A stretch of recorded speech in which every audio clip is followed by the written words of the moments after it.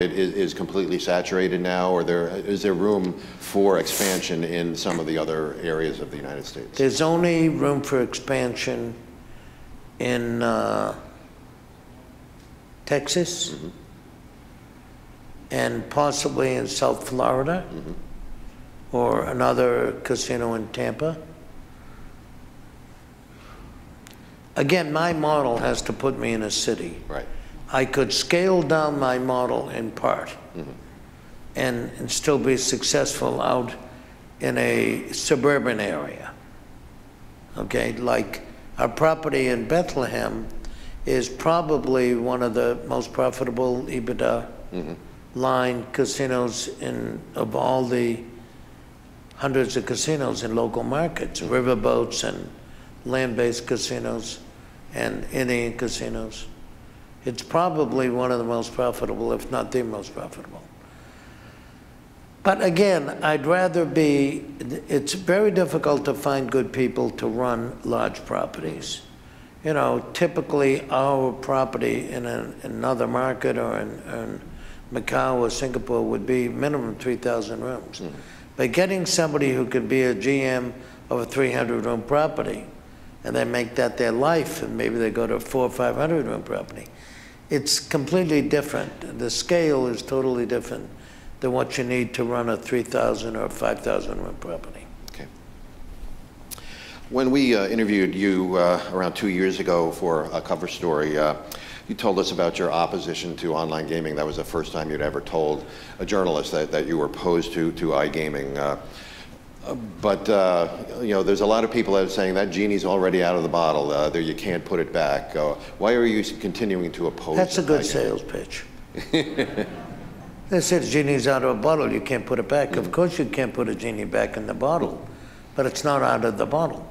First of all, look at when a state or a jurisdiction considers legalizing gaming.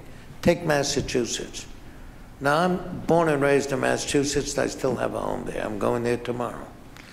And I still have relatives and friends there. How many years have they been talking about this? And what they've come up with is 3 casinos throughout the state. That's it. They didn't say, let's see, there's 6 million people. They didn't argue we're going to open 6 million casinos. But what are they doing? They're opening, if this was my cell phone, everybody's got a cell phone. Youngsters, underage, of age, for all intents and purposes, every single person. Even two of my grandchildren, one's a 1.5 years old, and the other one's 3.5 years old. They could take an iPad and they could hit the buttons on it to play the things they want to play. They can operate that better than I can. When something goes haywire and they lose the picture, they know what button to press to get the image back. I don't know how to do that. If I have to do it, I got to start all over from the beginning. It's not worth it for me to, I lose patience with that.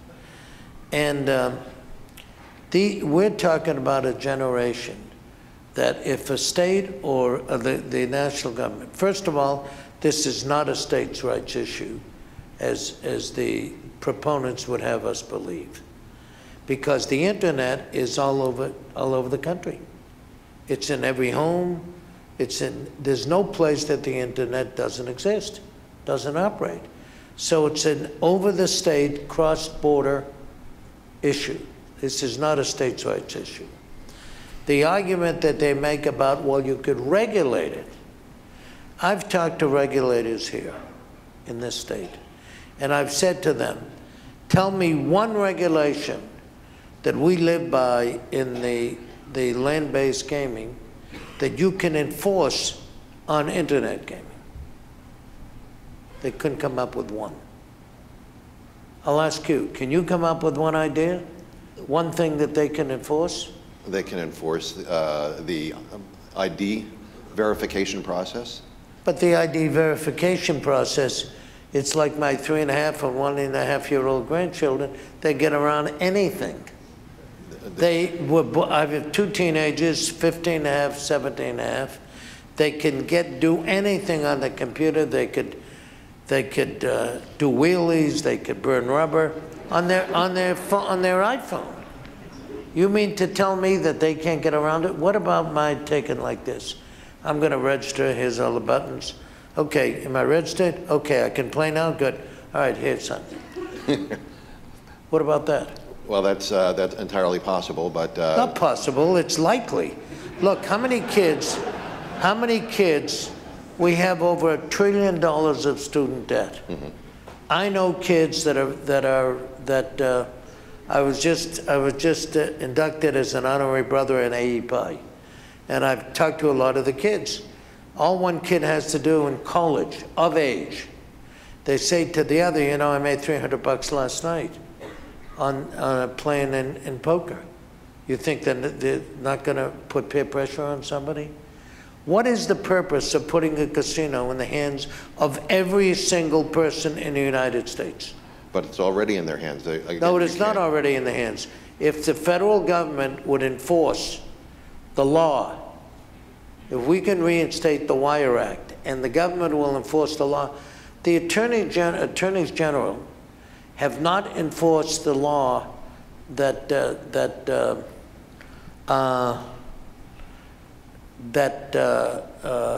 they're supposed to enforce, that says that if the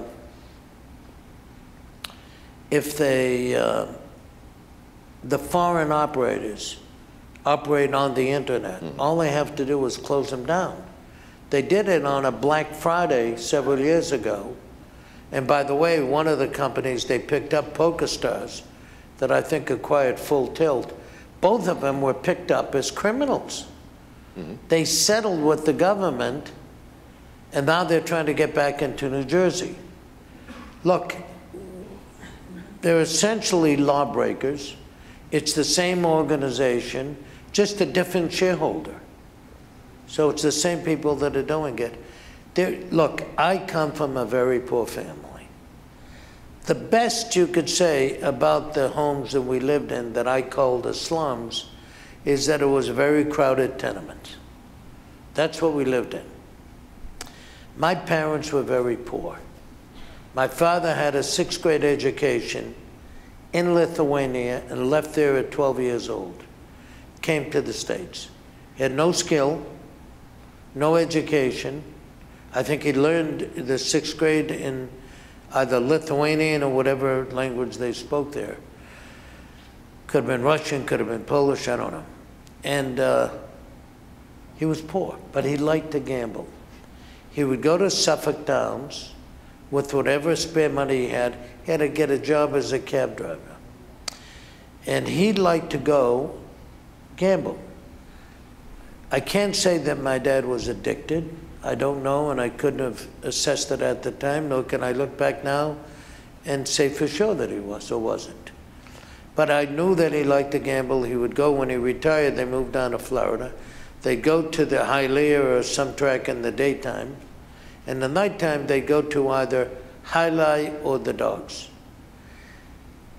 They would, with their friends, they would bet on any number they could find. The Treasury numbers, the Irish sweepstakes, any kind of numbers they would find. And they would bet on it daily. I saw the cost of a family immersion into losing money on gaming. When you're on the internet, you cannot know your customer. You do know your customer. You know your customer better on the internet than you do in person. You can have anybody walk up to the table here in this hotel, and you're not going to card them and find out who they are. I got to have a 12-year-old kid, a 14-year-old kid could come up here and play. I wouldn't be in business for a very long time. They would cut my business short. Mm-hmm. You cannot know your customer on the internet. Look, I'm the largest company by market cap by far in the industry. I think my market cap is equal to or exceeds that of all the other U.S. companies combined. If I saw that there was, to me, it's a matter of principle. I don't want it because I was raised in a family that suffered from the scourges of uncontrolled gaming. And I am absolutely certain, raising at my age 2 teenage kids, and I see how they easily get addicted to the, one boy plays all the games. My younger boy loves basketball and soccer, so he plays all these on television. You can't get away from it. My older boy loves to shoot. A skeet shooter, he takes weapons apart, does all the shooting programs on TV for hours. Somebody cannot tell me that kids aren't going to find their way around whatever user identification is. What is the compelling reason to put a casino in 318 million people's pockets? Is there a rationale? Well, the rationale is that they're doing it already, and no, that's not the rationale. Being won by illegal. Well, then why don't operations. why don't we legalize prostitution? Why don't we legalize cocaine and heroin? And all that? They're doing it anyway. So that's not a good reason to say, well, they're doing it anyway, so we gotta do it. Listen, my wife, of whom I'm exceedingly proud, is a physician. She started off as an internist and an emergency room doctor in her home country of Israel. She came here to this before I met her. She worked in the laboratory for the biology of addictive diseases in Rockefeller University, on which faculty she still sits. She set up 3 drug abuse treatment and research clinics. One is here in Las Vegas, one is in Israel, and one she set up in Macau. It's run by the health ministry. She didn't want to make it one of our clinics.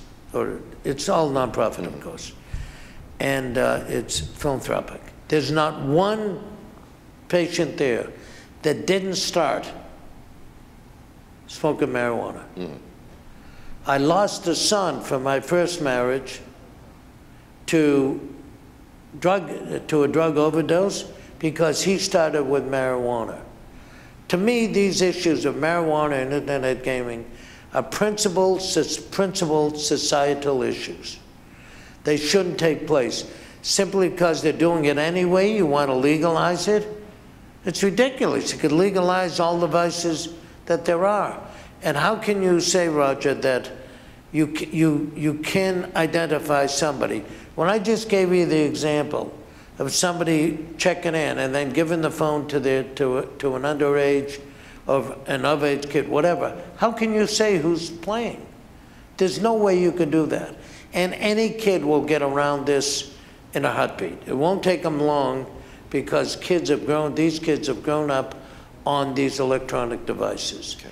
So there's no protection and there's no reason to do this. Why? Because one of our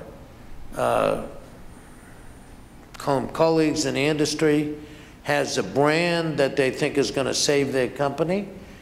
It isn't going to happen. First of all, it's going to take years to build up. Vis-a-vis what we see going on in Nevada, Delaware, and New Jersey. They took in several $1 million a month. Why, any one of us do that in minutes in one of our casinos, particularly those that Steve and I operate in Macau. And if Steve got into Singapore or one of the emerging markets there, you could do 10 million in business in 10 minutes. Great. So for the whole month. Well, so far they've only, in the few months they've been open, I think 7 or 8 months, did what, 20 million gross in business, some small amount. Right.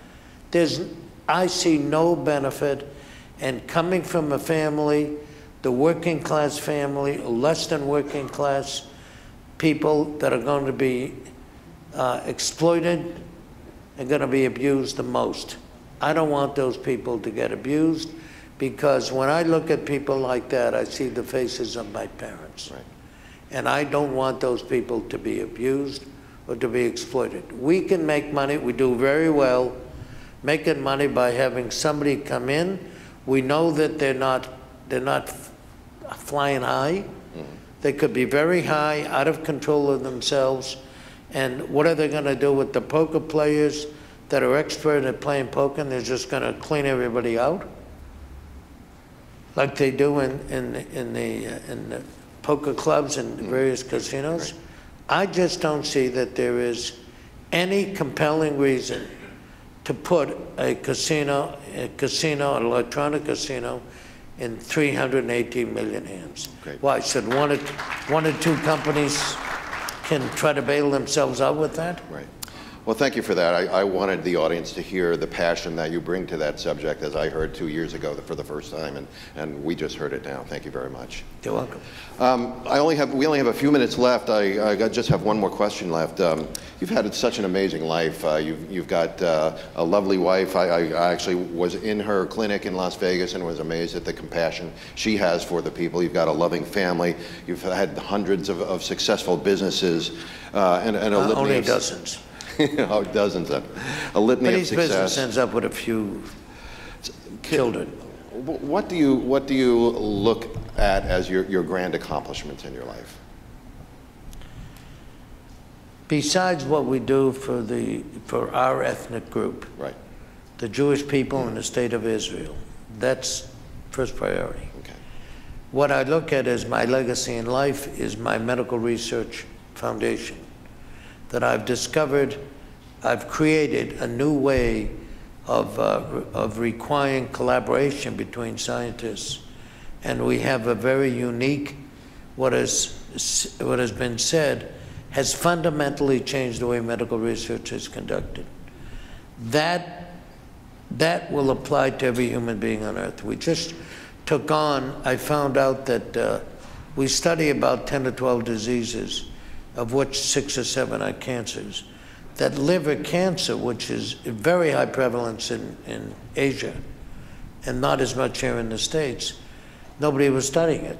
So we just picked up liver cancer, we picked up pancreatic cancer, and I consider that besides what I do in the Jewish and Israeli world, which is very high priority for us, I consider the medical research a very high priority. Great. It's because it affects everybody in the world. Great. Ladies and gentlemen, won't you please thank Mr. Sheldon Adelson for helping us out tonight. Do you want me to take any questions? I don't think so, no. Yeah. Okay. Thank you.